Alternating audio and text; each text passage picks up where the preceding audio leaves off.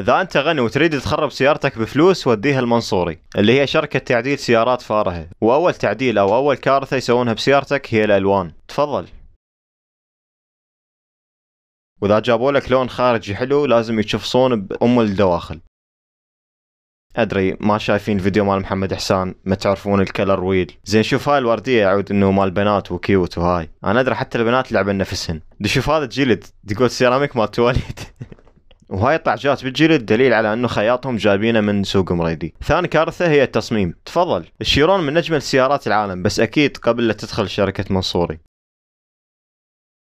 وجي كلاس كذلك عليها اكزوست من باب الشرجي، وهاي الهوركان ترى كلش مبين اوفر، وما ادري صراحة هاي النقشة يمكن مسوينها بماكينة خياطة. وهاي الفورد جي تي المعدومة هويتها وضايع شكلها، والاقوى انه جايبين نفس اللايت وحاطينه على فنتدور. هاي هم عندهم مشكلة ترى مال النسخ، مثل هذا الويل اللي لازقين بيه على كل سياراتهم. هو شوف اذا صاحب الشركة هذا الكائن ايش تترجون منه؟ والنوب ايراني اللي تكتلك، يعني انت نهايتك تاخذ لك بيجو بارس وتصير اصيل وتجي في التاير. وترى ما حكيت على التعديل هذا وشلون يخرب سرعة السيارة، هاي قصة ثانية. اما اذا كنت فقير اخذ لك فرة بحساب منصوري حتى تكره السيارات الغالية وتحس بنعمة الفقر. وكتبوا لنا اراءكم بهيج تعديل.